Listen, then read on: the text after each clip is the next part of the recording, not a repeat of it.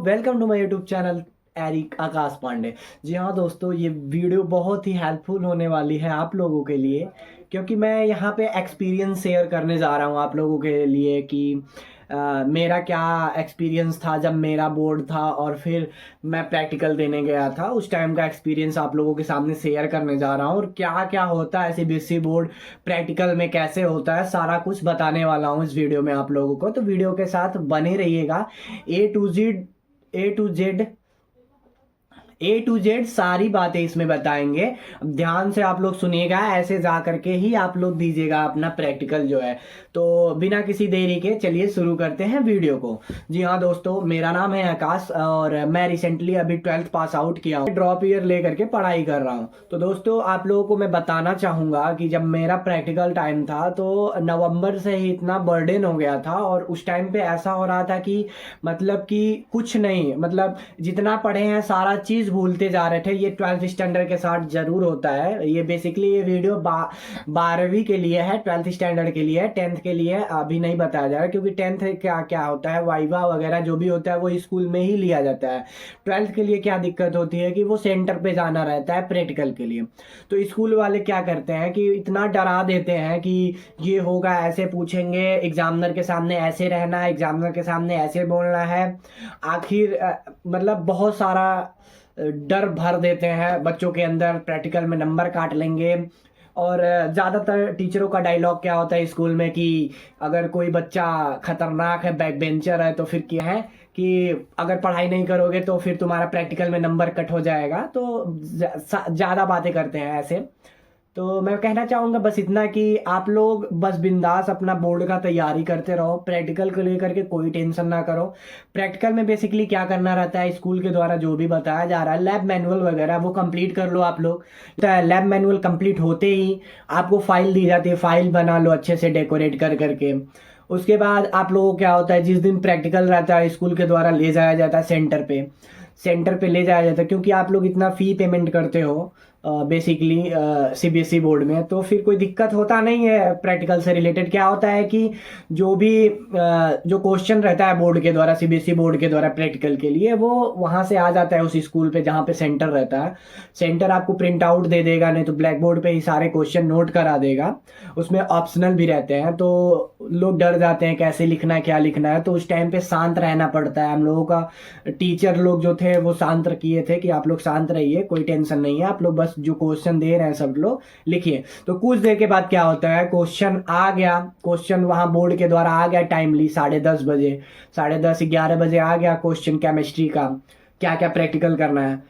तो क्वेश्चन को क्या होता था, एक बोर्ड कॉपी मिलता था, उसी टाइम रोल नंबर जो होता है वो जनरेट हो जाता है, बोर्ड का कॉपी मिलता है, बोर्ड के कॉपी पे वही क्वेश्चन का आंसर आपको प्रैक्टिकल पूरा लिखना रहेगा। तो प्रैक्टिकल कहाँ से लिखना होता है, या तो वो लोग बताते हैं सर लोग कि कैसे लिखना, या तो आपका जो लैब मैनुअल ले जाते हैं और फाइल ले जाते हैं वो आपके साथ रहता है जब आप क्वेश्चन पेपर वो आंसर शीट लिखते हैं। तो आपके जो क्वेश्चंस रहते हैं वो लैब मैनुअल से ही रहते हैं, वो क्वेश्चन सारे प्रैक्टिकल के, तो उसमें से ही आप लिख लेते हैं।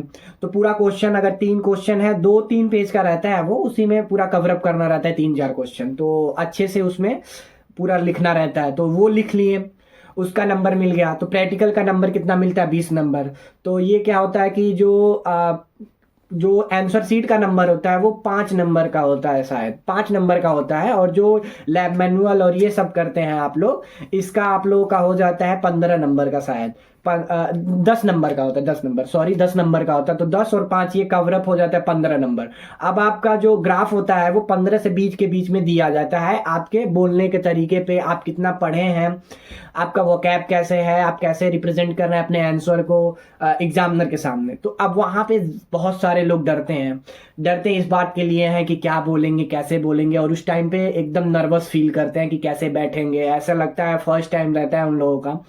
तो मैं बस इतना कहना चाहूँगा कि बिंदास कॉन्फिडेंट लेकर के जाओ, क्योंकि वो लोग भी टीचर ही रहते हैं, दूसरे स्कूल के टीचर रहते हैं, वो वहाँ पे आते हैं, आपसे पूछते हैं, और बेसिकली इतना कामली पूछते हैं कि आप लोग डरेंगे ही नहीं। बहुत एकदम इतना मीठी आवाज़ में कहेंगे कि आप अपने बारे में बताइए, क्या पढ़े हैं, कैसे क्या है। तो अभी 2-3 काउंटर क्वेश्चन करेंगे, अगर वो 2-3 काउंटर क्वेश्चन करेंगे आप नहीं बता पाओगे, तो फिर लास्ट में क्या कहेंगे कि आपको कौन सा टॉपिक तैयार है उस पर आप बोलिए।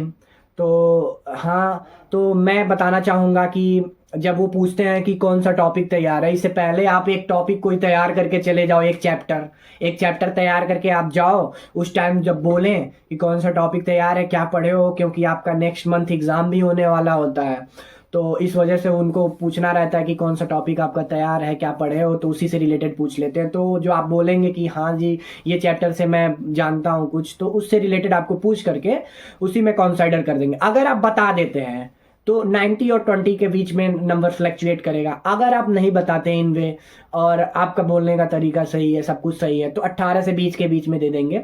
मतलब 15 से 20 के बीच में फ्लैक्चुएट होता है। कोई स्कूल के हाथ में नहीं होता है कि नंबर कटवा देंगे प्रैक्टिकल का। तो इस डर डर में और इस भ्रम में ना रहो आप लोग कि हाँ स्कूल के द्वारा नंबर कटवा दिया जाएगा।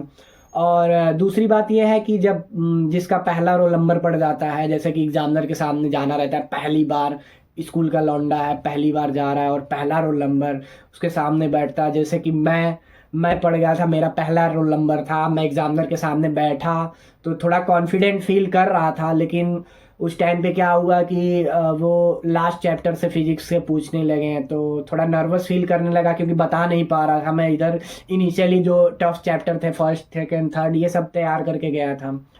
तो इस वजह से नर्वस फील किया। तो फिर वही एट द एंड क्या पूछे कि बाबू क्या पढ़े हो, आपका नेक्स्ट मंथ एग्जाम होने वाला है, क्या लिखोगे आप, कौन सा चैप्टर आपको अच्छे से तैयार है।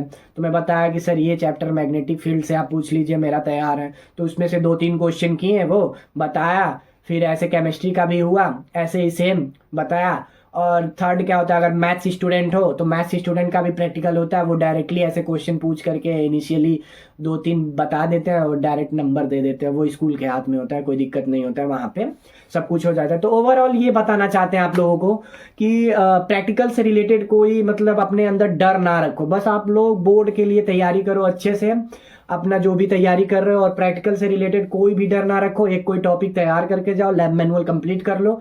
जो भी लोग डर भर रहे हैं तुम्हारे अंदर, डरो मत बिल्कुल ही। और best of luck for your practical. और अगर कोई भी दिक्कत आती है आप लोगों को तो कमेंट करिएगा, मैं आपके साथ हूँ। और सीबीएसई बोर्ड या यूपी बोर्ड से रिलेटेड कोई भी चीज़ जाननी हो तो आप कमेंट करके बताइए। और चैनल को सब्सक्राइब कर लीजिए, अगर यहाँ तक देख ही लिए हो तो लाइक भी कर देना। तो मिलते हैं नेक्स्ट वीडियो में। अगर आपको कोई क्वेरीज हो या इशू हो तो कमेंट कर दीजिएगा, मैं उसको रिसॉल्व कर दूंगा। Thanks for watching, keep